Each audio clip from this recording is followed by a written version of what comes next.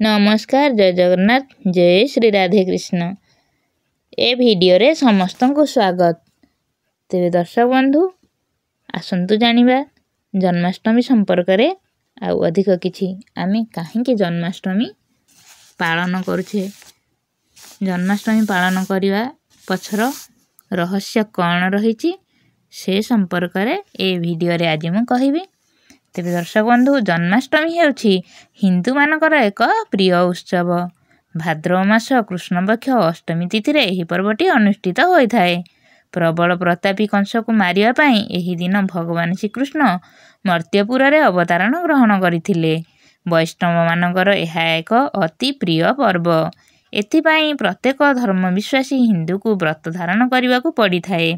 सारा दिन निर्जला उपवास रही एही पर्व पालन करा जाई थाए।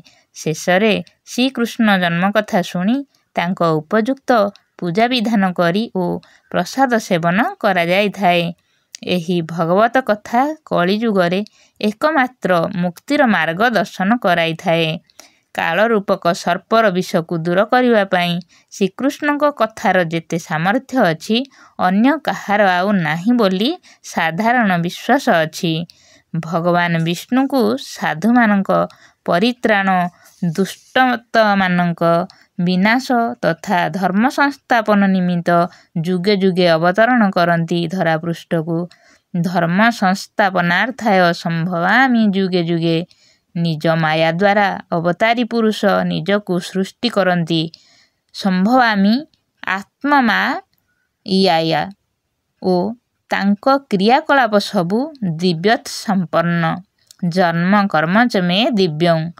अवतार गुड़िक साधारणतः विभावावतार, अवेशावतार, अर्चावतार, कलावतार, अंशावतार ओ अंशांश अवतार भावे विदित होइथाए। ए सबु समय और परिस्थिति अनुसार गुरुत्व हेतु गुणावतार, कल्पावतार, मन्वन्तरावतार, ज्ञानावतार, क्रियावतार, लीलावतार भावे रूपांतरण हेबाकु पड़ी थाए।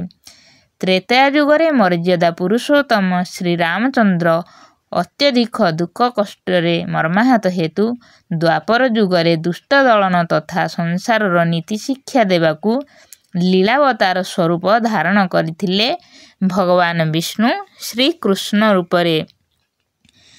तेरे दर्शक बंधु जन्म हेबार पूर्व वृत्तांत किछि आसंतु एबे जानिबा।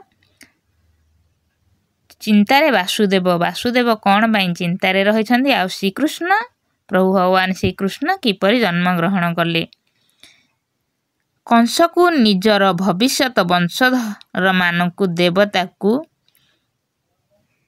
प्रतिज्ञा करि सारिबा परे वसुदेव क्रमे भविष्यत चिंतारे विषण्ण हो गले। तेबे कंस को निज भविष्यत वंशधर मानकु देबाकू प्रतिज्ञा करथिले कि से वासुदेव जेतेबेले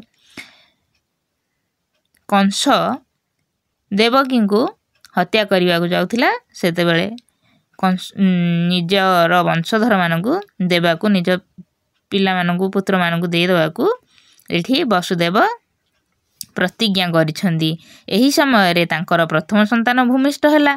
सत्यनिष्ठ वसुदेव निजर वात्सल्य ममता को अवदमित करी कंस निकटरे पुओ को नहीं पहुँचिले। वसुदेवंकर सत्यवादितारे आनंदित कंस पुओ को फेराई देला ओ कहिला जे अष्टम गर्भर संतान